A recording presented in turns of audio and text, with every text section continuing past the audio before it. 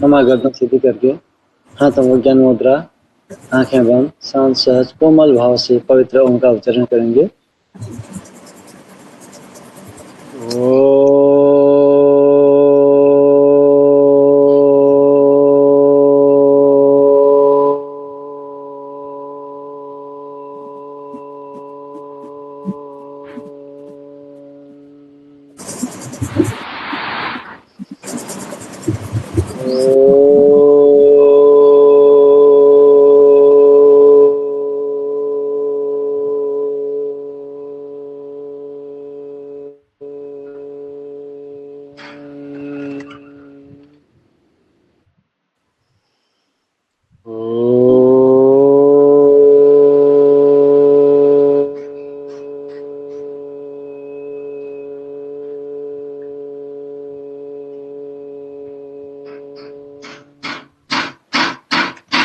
गायत्री महामंत्र।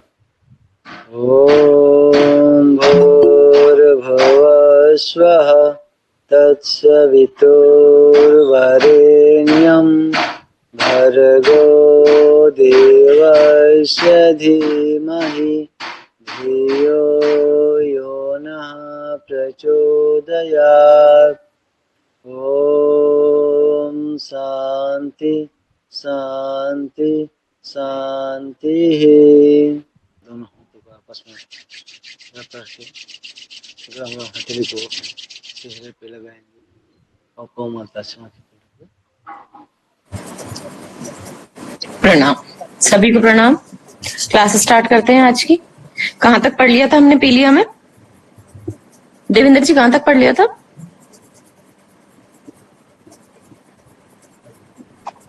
पीलिया रोग की रोकथाम एवं बचाव इसको करना है। अच्छा, रोकथाम एवं बचाव। क्या नहीं खाना चाहिए वो ले लिया था हमने, पढ़ लिया था। ठीक है, अब हम पढ़ते हैं पीलिया रोग की रोकथाम और बचाव। बस आप ही का काम आया है देवेंद्र जी, बाकी किसी का तो आया नहीं है। आपने डायग्राम नहीं बनाया डाइजेस्टिव सिस्टम का? भेजा हमें, आप नहीं देखे बाद में? नहीं, सारा काम नहीं देखा मैंने आपका। शुरुआत का तो देख लिया था, बाकी का नहीं देखा। देख लूंगी, काम को देख लूंगी फ्री हो। कल भेज दूंगी, मैं बाहर हूँ ना, आज वापस आ रही हूँ। ठीक है, कोई बात नहीं। पीलिया रोग की रोकथाम एवं बचाव, उसके लिए हमें क्या करना चाहिए? हमने देख लिया कि पीलिया रोग कैसा है, कितना घातक है, कैसे होता है, उसके कारण क्या हैं, उसमें क्या खाना चाहिए, क्या नहीं खाना चाहिए। अब हम आगे बढ़ते हैं कि इसकी रोकथाम और बचाव के लिए हमें क्या करना चाहिए। कुछ खास सावधानियां बरतकर पीलिया से बचा जा सकता है। डॉक्टर के अनुसार पीलिया का बचाव करने के लिए लिवर को स्वस्थ होना अति आवश्यक है, क्योंकि यही पाचक रस का उत्पादन करता है जो भोजन को हजम करने में मदद करता है। सॉरी। ये सबसे बड़ी बात यही है कि आपको अपने लिवर को ठीक रखना है कि लिवर की कंडीशन बढ़िया कंडीशन में हो। और आजकल क्या है, अधिकतर सब लोगों को लिवर की प्रॉब्लम होती है, थोड़ा बहुत कम ज्यादा।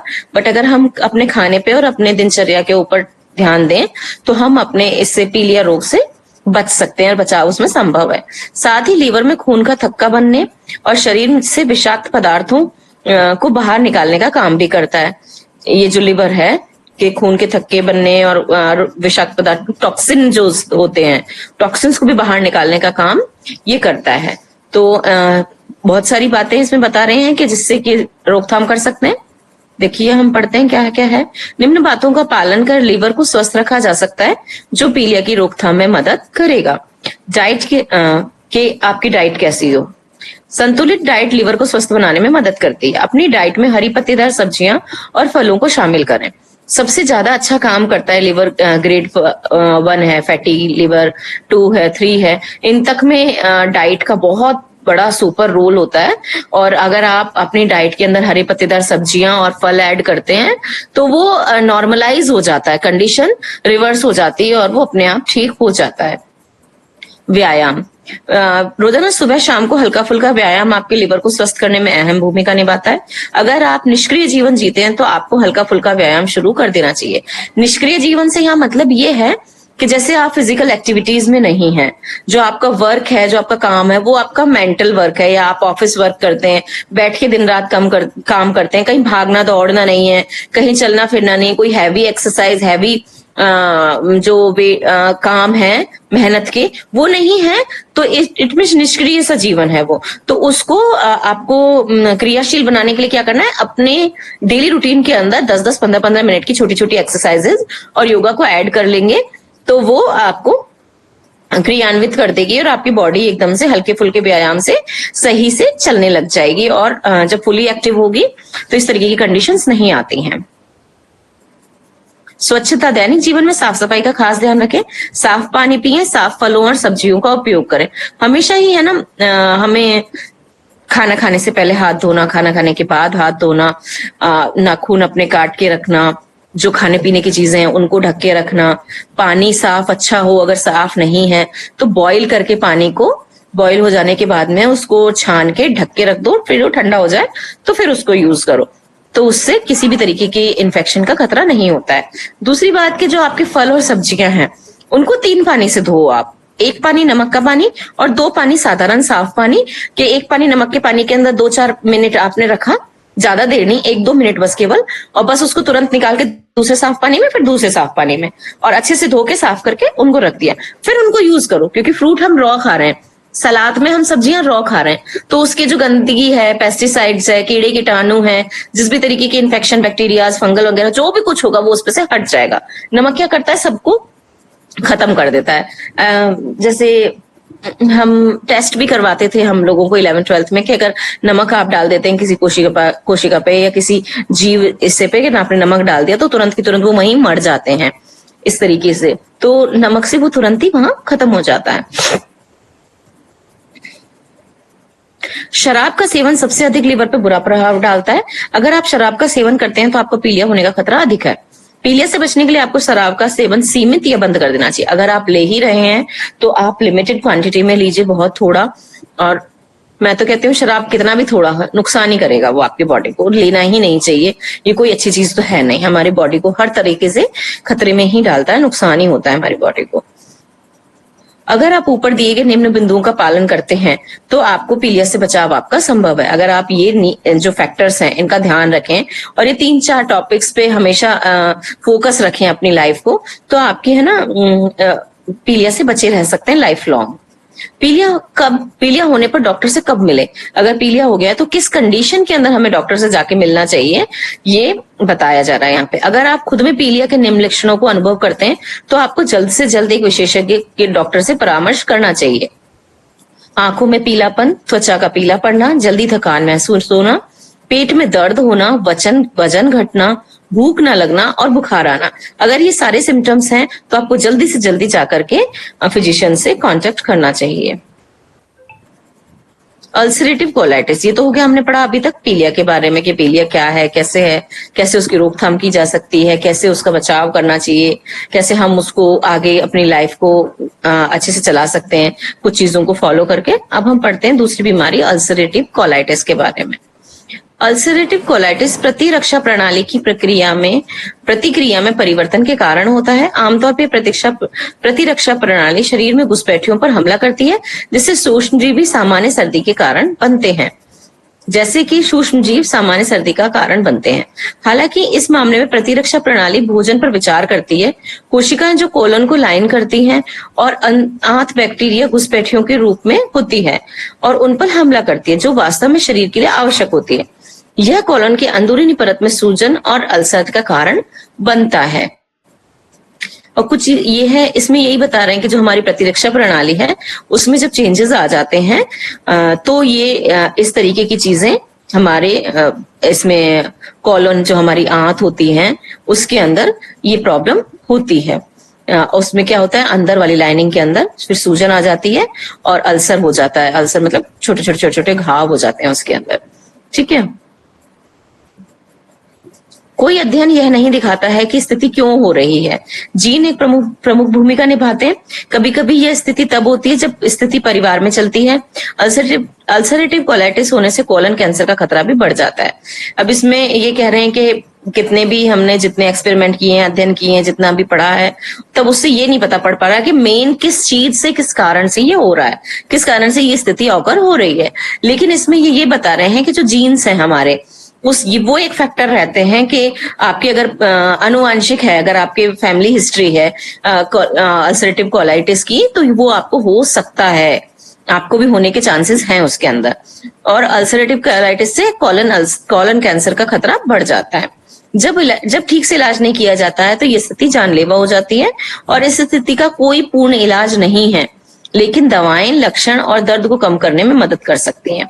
अगर ये पूरी तरह से हो गई स्थिति में कोई इलाज नहीं किया हमने शुरुआत में और ठीक से नहीं वो किया उसका ट्रीटमेंट, तो वो स्थिति जानलेवा बन जाती है और फिर इस स्थिति का कोई पूरा इलाज नहीं है, फुल ट्रीटमेंट उसका अवेलेबल नहीं है। बस केवल दवाएं उसके लक्षण को खत्म करती हैं और दर्द को कम करने में मदद कर सकती हैं, उस बीमारी को खत्म नहीं करती हैं, बस केवल उसके लक्षण को मिटा सकती हैं कि उससे होने वाला पेन है, दर्द है, सूजन है, उन सबको कम कर सकती हैं, पर वो उस बीमारी को नहीं हटा सकती हैं, जो भी मेडिसिन है वो। देखो इसमें दिखा रखी है लार्ज इंटेस्टाइन, इंटरनल कोलोन क्या है, ये किस तरीके से है और कैसे इसके अंदर होता है। देखो अल्सरेटिव कोलाइटिस के प्रकार, अल्सरेटिव प्रोक्टाइटिस जी, ये सबसे हल्का रूप है जो केवल मलाशय में होता है, केवल मलाशय जहां पे हमारा मल इकट्ठा होता है उस जगह पे होता है। तो मलाशय के रक्तस्राव से इस प्रकार के अल्सरेटिव कोलाइटिस के एकमात्र संकेत हो सकता है कि अगर हमारे मल के साथ में खून आ रहा है तो यही एक सिम्टम है जिससे हमें पता चल सकता है कि मलाशय का हमको अल्सरेटिव कोलाइटिस हो गया है। ठीक है, प्रोक्टोसिग्माइडाइटिस, बाएं तरफा कोलाइटिस, अग्नाशय शोध, तीव्र गंभीर अल्सरेटिव कोलाइटिस। अब इसके अंदर ये सारे दिखा रखे हैं कि इसके अंदर कहाँ कहाँ है, कौन कौन सा एरिया है।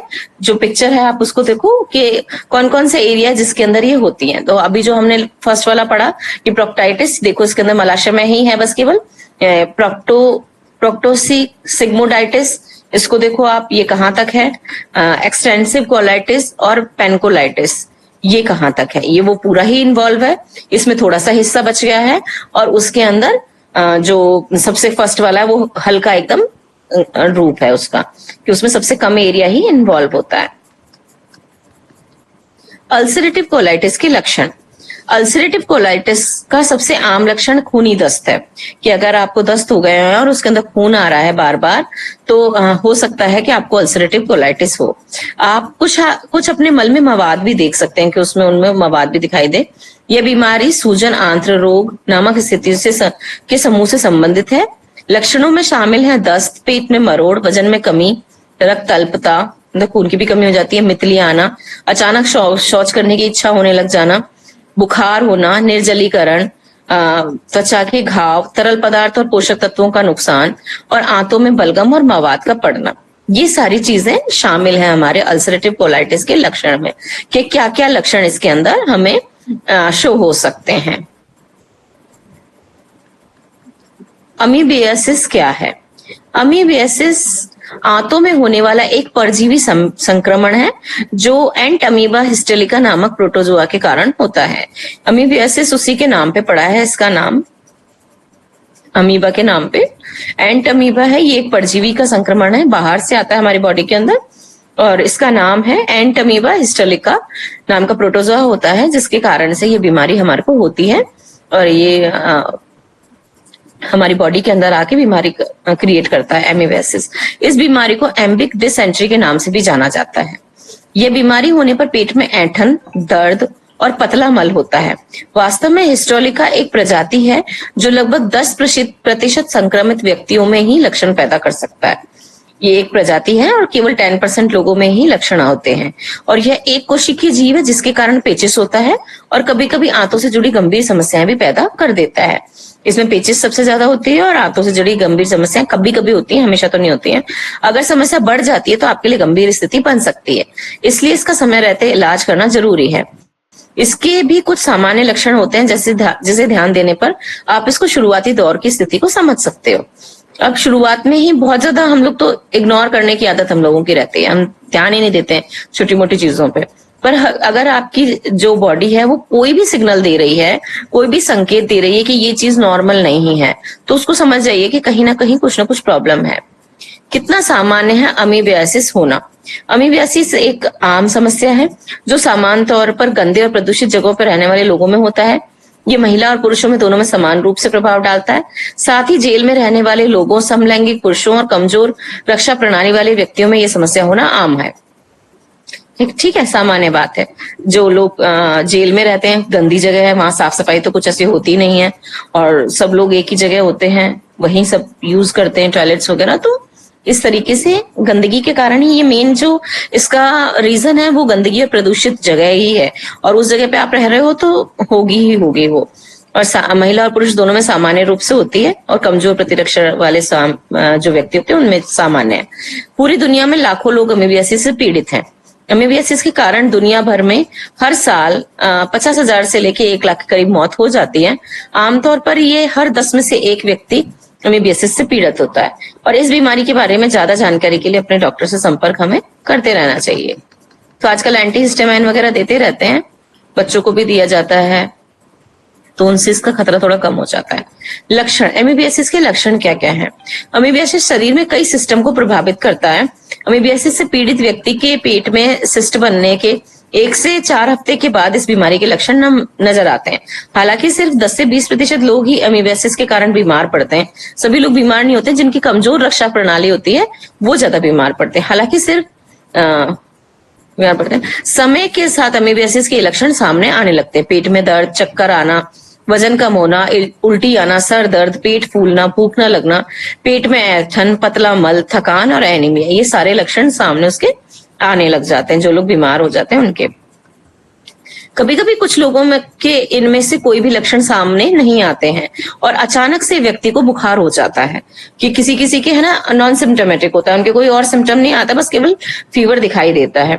एमीबियासिस से पीड़ित व्यक्ति में लीवर से जुड़ी समस्याएं भी सामने आती हैं, जैसे लीवर में फोड़ा, पाचन कमजोर होना, लीवर फेल हो जाना या खूनी मलाना, ऐसे भी लक्षण सामने आते हैं। कुछ समस्याएं हो जाती हैं इससे पीड़ित लोगों को। अमीबियासिस का परजीवी आंतों की दीवारों को तोड़कर ब्लड स्ट्रीम से होते हुए शरीर के विभिन्न आंतरिक अंगों में पहुंच जाता है। ये क्या करता है अमीबियासिस? अपनी आंतों की जो लेयर होती है, हमारी आंतों में होती है ना एक श्लेष्मा की परत जो अंदर से उसको गलाने से रोकती है, उसको तोड़ता है और सीधे जाकर के ब्लड स्ट्रीम में मिल जाता है और खून में होता हुआ वो और बाकी के जो आंतरिक अंग है हमारे इंटरनल ऑर्गन्स उनमें जाता है। इसीलिए वो फिर लिवर को, हृदय को, मस्तिष्क को, इन सबको भी फेल कर देते हैं अगर स्थिति ज्यादा गंभीर हो गई है तब। हमेशा तो नहीं होता ऐसा, पर बहुत सारी स्थितियों में ऐसा हो जाता है। और फिर क्या होता है, ये जब अंग फेल हो जाते हैं, काम करना बंद कर देते हैं और इसी कारण व्यक्ति बहुत ज्यादा बीमार होता है, फिर उसकी मृत्यु हो जाती है। ये परजीवी व्यक्ति के लिवर, हृदय, मस्तिष्क सहित अन्य अंगों को फेल कर देते हैं, जिससे ये अंग काम करना बंद कर देते हैं। इससे व्यक्ति गंभीर रूप से बीमार पड़ सकता है और उसे इन्फेक्शन भी हो सकता है। कुछ गंभीर स्थितियों में अमीबियासिस के कारण व्यक्ति की मौत भी हो सकती है। अब अगर ज्यादा ही सारे ऑर्गन्स के अंदर चला गया और सारे ऑर्गन्स को वो एक के बाद एक फेल करता गया, तो फिर व्यक्ति बच नहीं पाता है, मौत हो ही जाती है। पूरे शरीर पर लाल चकत्ते, शरीर में सूजन आना। इसके अलावा अमीबियासिस के कुछ अन्य लक्षण भी सामने आते हैं, जैसे पूरे शरीर पर लाल चकत्ते होना, शरीर में सूजन होना, संक्रमण होना, और ये भी इसके अन्य लक्षणों में आते हैं। अमीबियासिस से पीड़ित व्यक्ति में सभी लक्षण एक साथ नहीं दिखते हैं या फिर इससे अलग लक्षण सामने आ सकते हैं। इसलिए इस संबंध में अपने डॉक्टर से बात कर लें। मुझे डॉक्टर को कब दिखाना चाहिए? ऊपर बताए गए लक्षणों में से किसी भी लक्षण के सामने आने के बाद आप डॉक्टर से मिलें। अगर जितने बताए गए लक्षण, इनमें से कुछ भी लक्षण अगर आपको आ रहे हैं तो डॉक्टर से आपको मिलना ही चाहिए। हर किसी के शरीर में अमीबियासिस अलग अलग प्रभाव डालता है, सारे के सिम्टम एक जैसे नहीं होते। परिवार में किसी एक व्यक्ति के अमीबियासिस के लक्षण दिखने और खासतौर पर गंदी प्रदूषित स्थानों पर यात्रा करने के बाद भी आपके पेट में मरोड़, सूजन या दर्द 2 हफ्तों से अधिक है या अधिक समय तक डायरिया होता है, तो किसी भी स्थिति में ऐसी किसी भी परिस्थिति में अपने डॉक्टर से सलाह जरूर करें और आप जाकर के डॉक्टर को दिखा के आए। यह ध्यान रखें कि अमीबियासिस होने पर लापरवाही न करें और तुरंत डॉक्टर से परामर्श लें। इलाज न कराने पर स्थिति गंभीर हो सकती है। और व्यक्ति के जीवन जोखिम में पड़ सकता है। अगर शुरुआत में आप उसको पकड़ लेंगे तो आप फटाफट उसका इलाज करा लेंगे और वो ठीक हो जाएगा। पर अगर आपने इग्नोर कर दिया, छोटा मोटा है, कोई बात नहीं है, ये हो गया, एक बारी हुआ या ऐसा कुछ, तो आप ना फिर बढ़ा लेते हो बीमारी को। जब जब बढ़ जाती है तो फिर उसका ट्रीटमेंट नहीं है, फिर वो जानलेवा है। कारण क्या है? अमीबियासिस होने के क्या कारण है? एंटामीबा हिस्टेरिका एक कोशिकीय प्रोटोजोआ है जो आमतौर पर किसी व्यक्ति के शरीर में तब प्रवेश करता है जब वह भोजन या पानी के माध्यम से सिस्ट को निगल लेता है। वो एक सिस्ट के रूप में रहता है और अगर आप उसको खा गए या पी गए किसी भी फॉर्म में तो फिर आपको अमीबियासिस हो जाता है। इसके अलावा ये परजीवी सांस के माध्यम से भी शरीर में सीधे प्रवेश कर जाता है। ये परजीवी मिट्टी और वातावरण में कई महीनों तक जिंदा रह सकते हैं और मल में जमा हो जाते हैं। माइक्रोस्कोपिक सिस्ट मिट्टी, उर्वरक और पानी को प्रदूषित करता है और प्रदूषित पानी पीने से अमीबियासिस होता है। इसके अलावा यह बीमारी एनल और ओरल सेक्स, प्रेगनेंसी और कुपोषण के कारण भी हो सकती है। अगर आप गलत तरीके से सेक्स कर रहे हैं, एनल और ओरल सेक्स कर रहे हैं, तो भी आपको हो सकता है। प्रेगनेंसी और कुपोषण के कारण भी आपको हो सकता है। शरीर में प्रवेश करने के बाद सिस्ट पाचन तंत्र में घूमते रहते हैं, फिर ये परजीवी के रूप में एक्टिव होते हैं और जिन्हें ट्रोफोसाइट्स कहा जाता है। परजीवी पाचन तंत्र में प्रजनन करते हैं और बड़ी आंत में चले जाते हैं।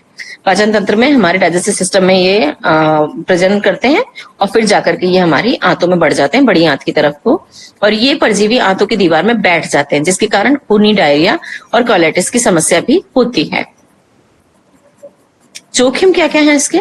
अमीबियासिस के साथ मुझे क्या समस्या हो सकती है? अमीबियासिस एक सामान्य बीमारी है और इसके कई कारण और समस्याएं हो सकती हैं। इस बीमारी के शुरुआती लक्षण बहुत हल्के होते हैं, लेकिन समय पर इलाज न कराने पे गंभीर रूप ले सकते हैं, जिसके कारण व्यक्ति को फेफड़े, लिवर और मस्तिष्क में फोड़े, colitis, toxic megacolon, rectal rational fistula और कैंसर होने का भी जोखिम रहता है। मतलब एक छोटा सा एक प्रोटोजोआ आपको कितनी बड़ी बड़ी बीमारियां दे सकता है अगर आपने इग्नोर कर दिया तो। अगर छोटी छोटी चीजें सामने आ रही हैं शुरुआत में ही, तो अवेयर होकर के अगर आप ट्रीटमेंट करा लेते हो तो ये सब बड़ी बीमारियां नहीं होंगी, कोई आपका ऑर्गन फेलियर भी नहीं होगा। पर अगर आप नहीं कराएंगे तो फिर जोखिम बढ़ जाता है इन सब चीजों का। अमीबियासिस से पीड़ित व्यक्ति का शरीर कमजोर हो जाता है और कई तरीके की बीमारियों से ग्रसित होता है, क्योंकि इम्यून सिस्टम भी तो कमजोर होने के कारण भी तो वो अमीबियासिस आपके पर ज्यादा इफेक्ट करता है। तो अगर शरीर इस तरह से कमजोर है तो फिर और भी बीमारियां पकड़ लेती हैं आपको और स्थिति फिर और गंभीर हो जाती है। कुछ गंभीर परिस्थिति में अमीबियासिस के कारण मौत भी हो सकती है और अधिक जानकारी के लिए अपने डॉक्टर से इसके बारे में संपर्क आपको करना चाहिए।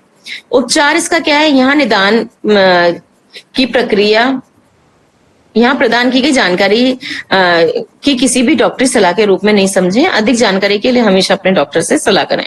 हर चीज एकदम एक्यूरेट है ऐसा नहीं है, क्योंकि पर्सन टू पर्सन हर चीज के सिम्टम्स आजकल अलग होते हैं।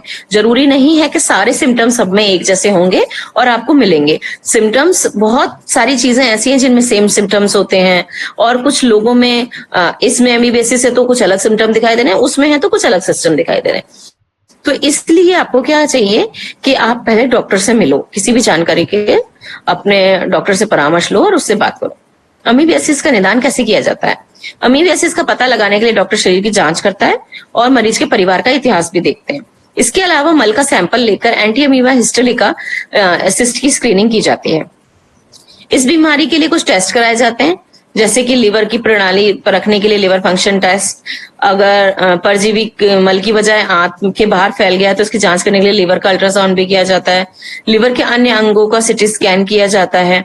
लिवर और अन्य अंगों का सारे में देखते हैं कि क्या क्या है। परजीवी का पता लगाने के लिए बड़ी आंत की कोलोनोस्कोपी भी करी जा सकती है। ठीक है।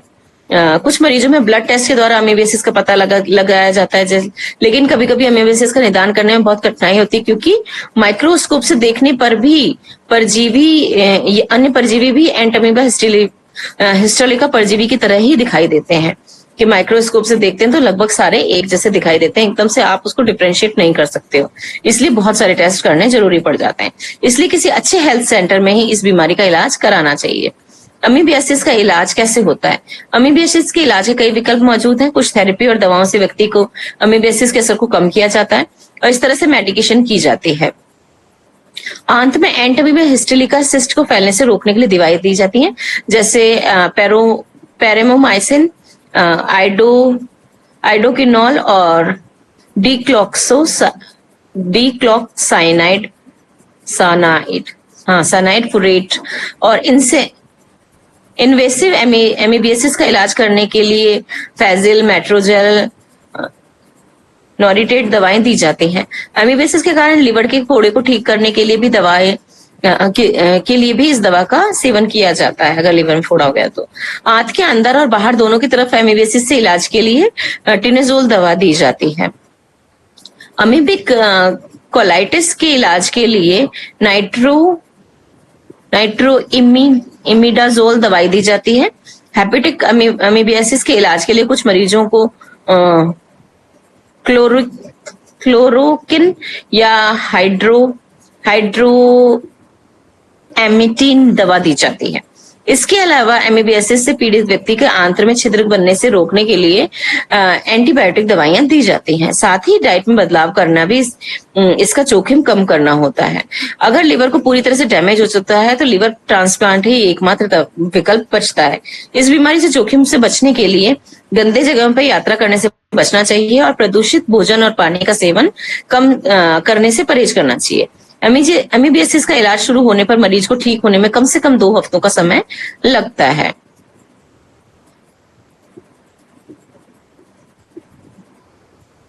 घरेलू उपचार, जीवन शैली में बदलाव क्या है जो मुझे एमीबियासिस को ठीक करने में मदद कर सकता है? कि कौन सा ऐसे जीवन शैली में आप बदलाव करें कि इसको ठीक करने में मतलब वो बूस्ट अप हो जाए। आपकी दवाइयां तो आप ले ही रहे हो, बाकी बूस्ट करने के लिए और जल्दी ठीक होने के लिए आप क्या कर सकते हैं?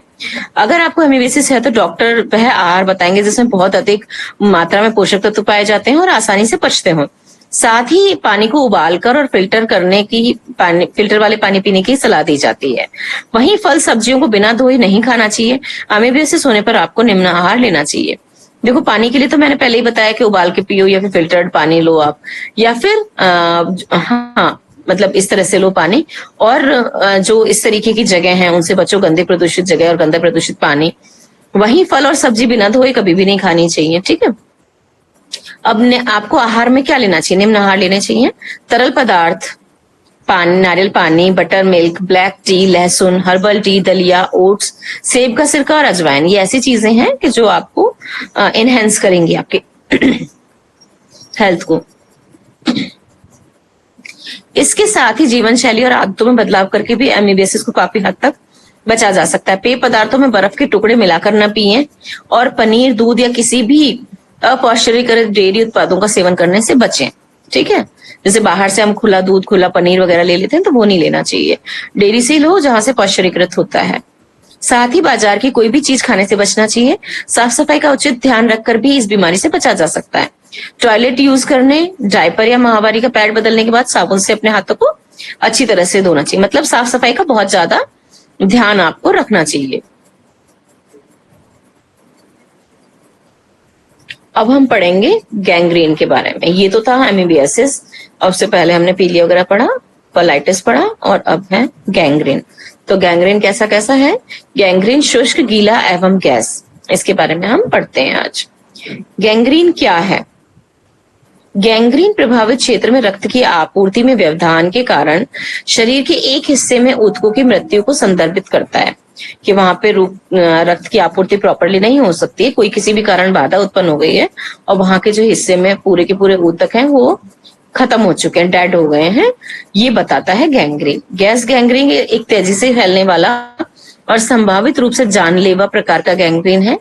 क्लोस्ट्रीडियम बैक्टीरिया जैसे कीटाणुओं के से होने वाले जीवाणु संक्रमण के परिणाम स्वरूप होता है। किस जीवाणु के संक्रमण से होता है? अंडरलाइन कर लेना आपके कि क्लोस्ट्रीडियम बैक्टीरिया के कारण ये होता है। संक्रमण से शरीर की कोशिकाओं, रक्त वाहिकाओं और ऊतकों में विषाक्त पदार्थों का निर्माण हो जाता है। जैसे इन्फेक्शन फैलता है तो कोशिकाएं, रक्त वाहिकाएं और ऊतकों के अंदर पॉइजन जैसी चीजें बनने लग जाती हैं, टॉक्सिन मटेरियल्स बनने लग जाते हैं। ये बैक्टीरिया विषाक्त पदार्थों को छोड़ते हैं और ऊतकों की मृत्यु का कारण बनते हैं। और ये बैक्टीरिया क्या करते हैं?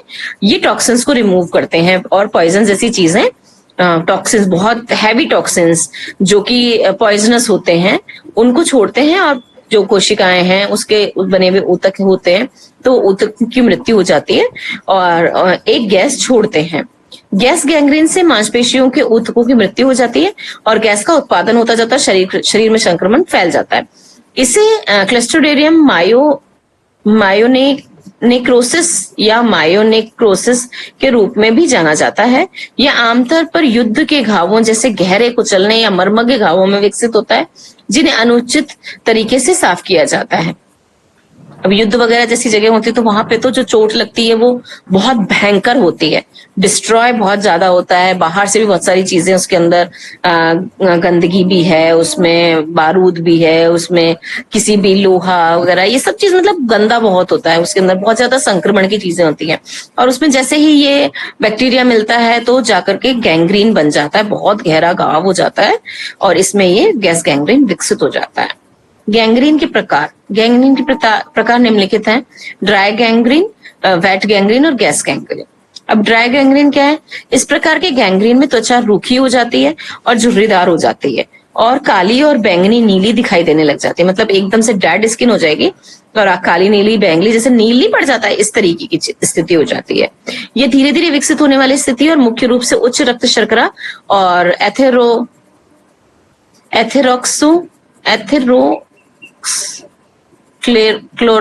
क्लेरोसिस जैसी रक्त वाहिका की स्थिति वाले लोगों को प्रभावित करती है। वेट गैंग्रीन क्या है? वेट गैंग्रीन को कहा जाता है जब प्रभावित क्षेत्र में बैक्टीरिया का संक्रमण होता है। इस स्थिति की कुछ सामान्य विशेषताओं में फफोले, सूजन और नम उपस्थिति शामिल है। मतलब गीला गीला मतलब पिलपिलापन वहां दिखाई देगा, फोड़े जैसे हो जाएंगे, उसमें लिक्विड सा भर जाएगा, फफोले जैसे कि जल जाने पर छाली नहीं हो जाता, सब पानी सा भर जाता है, इस तरीके के, और सूजन होगा और नम उपस्थिति वहां लिखेगी। क्योंकि गीले गैंग्रीन में जीवाणु संक्रमण शामिल होता है तो ये तेजी से फैलता है, इसलिए तत्काल चिकित्सा में ध्यान देने की आवश्यकता होती है।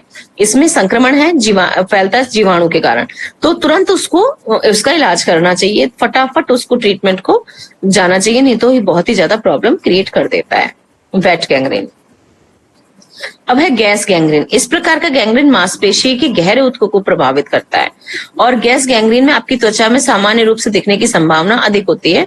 हालांकि जैसे जैसे स्थिति बढ़ती जाती है तो त्वचा पीली और धूसर हो जाती है, धूसर से लाल और बैंगनी होती जाती है। शुरुआत में तो इसमें स्किन में इतना ज्यादा चेंज नहीं दिखाई देता है क्योंकि वो अंदरूनी होती है, अंदरूनी जो मांसपेशी गहरे ऊतक होते हैं उनमें होती है। पर धीरे धीरे जैसे जैसे गैस गैंग्रीन की स्थिति बढ़ती है तो ऊपर से भी स्किन पेल हो जाने की, मतलब येलो दिखने लग जाएगी, येलो से, और धूसर लाल बैंगनी कलर चेंज होता है उसका, तुरंत जाएगा तो पता पड़ता जाता है कि बढ़ता जा रहा है, तेजी से इसकी स्थिति बढ़ती जा रही है। यदि अनुपचारित छोड़ दिया जाए तो गीला गैंग्रीन जितना घातक हो सकता है। अगर इसका ट्रीटमेंट नहीं किया जाए तो ये भी गीला गैंग्रीन जितना ही घातक हो सकता है। आंतरिक गैंग्रीन, जैसे कि नाम से पता चलता है, ये अपेंडिक्स, आंतों या पित्ताशय सहित आपके आंतरिक अंगों को प्रभावित करता है और यह तब होता है जब किसी अंग में रक्त प्रवाह अवरुद्ध हो जाता है। यदि अनउपचारित छोड़ दिया जाए तो जीवन के लिए खतरा हो सकता है। अगर किसी भी अंदर अंग में, हमारे इंटरनल ऑर्गन्स के अंदर किसी भी तरीके का खून जाना बंद हो जाए, रक्त प्रवाह रुक जाए, तो वहां पे भी इस तरीके के आंतरिक गैंग्रीन पैदा हो जाते हैं और अगर उसको ट्रीटमेंट नहीं किया गया तो मृत्यु तक हो जाती है। फर्नियर गैंग्रीन, इस प्रकार के गैंग्रीन आपके जननांगों को प्रभावित करते हैं। यह स्थिति महिला की तुलना में पुरुषों को अधिक प्रभावित करती है। मूत्रपथ और जननांगों के क्षेत्र में संक्रमण से फर्नियर गैंग्रीन हो सकता है, तो इसलिए किसी भी तरीके का संक्रमण, जलन है, खुजली है, सूजन आ रही है तो तुरंत ही ट्रीटमेंट कराना चाहिए, नहीं तो वो भी बहुत परेशानी पैदा करता है। मेलेनी का गैंग्रीन, इसे प्रगतिशील जीवाणु सह क्रियात्मक गैंग्रीन के रूप में जाना जाता है। यह गैंग्रीन का एक दुर्लभ रूप है जो एक जटिल सर्जरी के बाद होता है। मेलेनी गैंग्रीन त्वचा पर दर्द और असुविधाजनक घावों के कारण बनती है। सर्जरी के कुछ हफ्तों के बाद भीतर विकसित होने की समस्या या संभावना होती है। जैसे कि कोई बहुत बड़ी सर्जरी हुई है, किसी भी तरीके का ट्रीटमेंट आपका इस सर्जिकल हुआ है, तो अगर उसमें जटिल सर्जरी है और वो ठीक नहीं हो पा रहा है तो अंदर त्वचा पे जो त्वचा में दर्द है, घाव है, वो बढ़ता जाता है और असुविधा उत्पन्न होती है। और ये विकसित ही इस तरीके की चीजों के अंदर होता है कि अगर कोई बहुत बड़ा ट्रीटमेंट हुआ है तो उसमें ये विकसित होता है। डॉक्टर को कब देखना है? कब दिखाना है आपको डॉक्टर को। इसके बावजूद गैंग्रीन एक गंभीर स्वास्थ्य स्थिति है जिसके लिए आपको आपातकालीन चिकित्सा सहायता की आवश्यकता होती है। अगर गैंग्रीन हो गया तो तुरंत आपको इमरजेंसी में दिखाना ही चाहिए, इस कैजुअलिटी में जाके। यदि आपके शरीर में किसी भी हिस्से में अस्पष्टीकृत अभी तक लगातार दर्द का अनुभव कर रहे हैं तो नीचे देखिए, किसी भी लक्षण और लक्षण का अनुभव करते हैं तो डॉक्टर से संपर्क करें। पीला है, सुन्न है, ठंडा है और त्वचा की कठोर सतह है, लगातार बुखार है, हाई बीपी है, बुखार है, त्वचा की क्षति हो रही है, त्वचा का मलिनीकरण हो रहा है, मतलब जो पेल हो रही है, रेड हो रही है, फिर बैंगनी कलर की हो रही है, तो ये सारे जो कलर के चेंजेस हो रहे हैं, चेंज होते जा रहे हैं, तो वो अगर हो रहा है तो वो हो गया है। फफोले, सूजन, घावों से दुर्गंध युक्त स्त्राव, घाव की सर्जरी के स्थान पर अचानक दर्द और बेचैनी। अगर कहीं भी घाव हुआ है या सर्जरी हुई है बड़ी और उस जगह पे अचानक दर्द हो रहा है, बेचैनी सी हो रही है, तो भी डॉक्टर को दिखाना चाहिए कि वही वो पट्टी खोल के देखे कि कहीं इसमें गैंग्रीन विकसित तो नहीं हो गया और उचित ट्रीटमेंट दे। गैस गैंग्रीन के कारण। गैस गैंग्रीन आमतौर पर जीवाणु क्लोस्ट्रीडियम परफेरिस के कारण होता है, जो केवल ऑक्सीजन की अनुपस्थिति में बढ़ता है। यह समूह ए स्ट्रेप्टोकोकस के कारण होता है। यह आमतौर पर अचानक ही विकसित होता है और आघात या हल्के घाव के स्थान पे होता है। अचानक ही डेवलप हो जाता है ये, और कहीं भी कोई घाव है या कुछ ऐसी प्रॉब्लम है तो वो विकसित हो जाता है।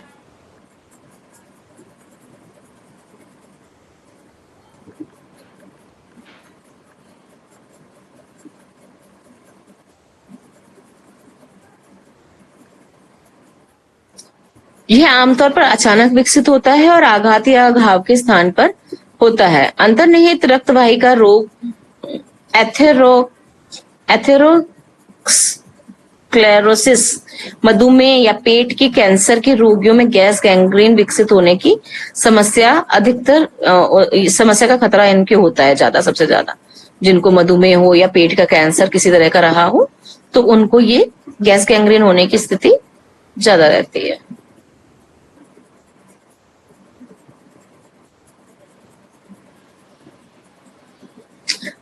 अभिघात जन्य गैस गैंग्रीन क्रश चोटों, मिश्रित फ्रैक्चर्स, बंदूक की गोली से घाव में उत्पन्न आघात के कारण हो सकता है। किसमें बता दिया कि किस किस कारण से गैस गैंग्रीन हो सकता है।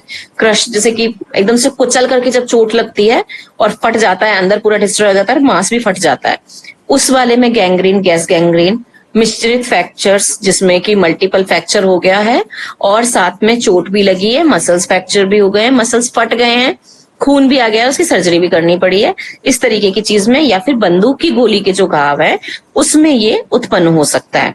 अपेंडिक्स के फटने के बाद में, ऑपरेशन के बाद में भी क्लोस्ट्रीडियम संक्रमण हो सकता है। आंत्रवेद, कॉलन रिसेक्शन आदि भी गैस गैंग्रीन के कारण हो सकते हैं। बहुत बार ऐसा होता है कि अपेंडिक्स का तो सर्जरी ही तभी होती है जबकि जिस टाइम बहुत ज्यादा तेज दर्द होता है। अगर वो थोड़ी देर के लिए दब गया या खत्म हो गया तो फिर उसकी सर्जरी नहीं हो पाती है। और स्थिति अगर ऐसी होगी कि उस टाइम पे कम हो गया, फिर बाद में उसके उठा और दर्द उठते ही वो फट गया, आपने अगर उसका ट्रीटमेंट नहीं कराया, उसकी सर्जरी नहीं कराई, तुरंत नहीं गए कैजुअलिटी के अंदर, मतलब इमरजेंसी में, और आपने तुरंत नहीं उसको सर्जरी कराई, तो वो फट जाता है। फटने के बाद जो होता है तो उसमें क्लोस्ट्रीडियम इन्फेक्शन ये हो जाएगा और गैस गैंग्रीन वहां पे विकसित हो जाता है।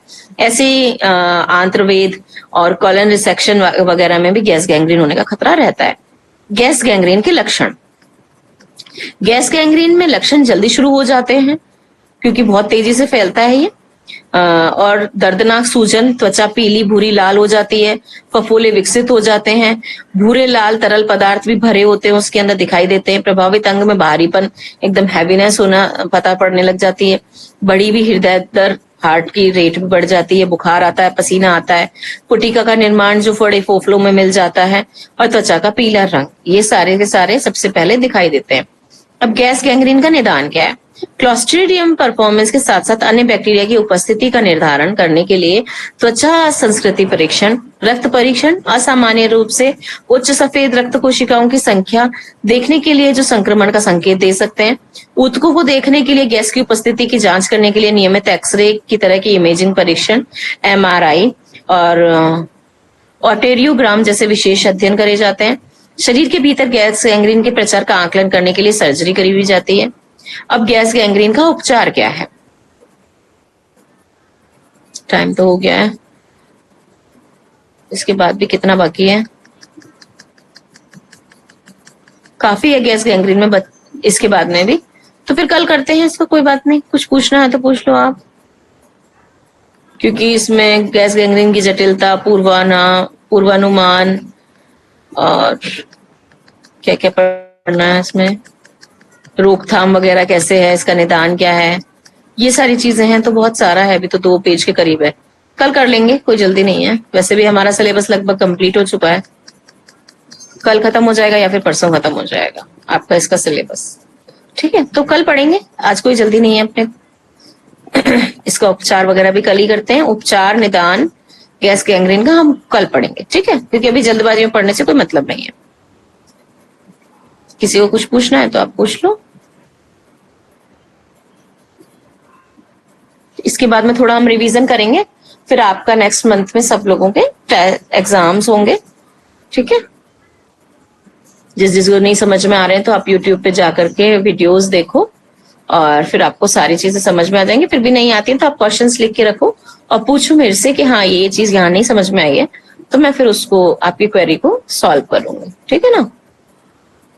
क्वेश्चन है किसी के? मैम वो पानी को उबाल के ठंडा होने के बाद पीने के लिए आपको दी।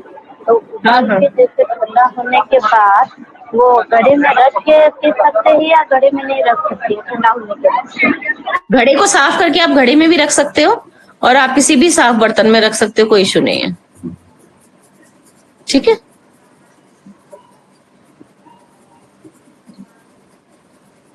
और कुछ, कोई और क्वेश्चन है? नहीं है? ठीक है, तो फिर आज की कक्षा यहीं समाप्त करते हैं। कल शायद हमारी लास्ट ही होगी इस वाले सब्जेक्ट की क्लास। हाँ, क्योंकि 6 पेजेस बचे हैं, बस कर लेंगे उसको कल, ठीक है। पढ़ के आइएगा, बाकी का लास्ट है नेक्रोसिस वगैरह, गैस गैंग्रीन रह गया, नेक्रोसिस रह गया, उसको पढ़ लेंगे हम कल। और फिर बाकी फिर क्वेश्चन आंसर्स वगैरह रहेंगे, आपकी क्वेरी लेंगे, थोड़ा रिवीजन वगैरह करवाएंगे और जिन्होंने काम नहीं करके सब लोग भेज देना अपना अपना, ठीक है।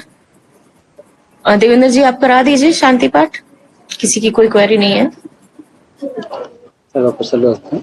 आइए कमर गर्दन सीधी करके छातियां बंद, आंखें बंद। ओम सर्वे भवन्तु सुखिनः, सर्वे सन्तु निरामया, सर्वे भद्राणि पश्यन्तु, मा कश्चित् दुःखभाग् भवेत्। ओम शांति शांति शांति। सभी को प्रणाम। कल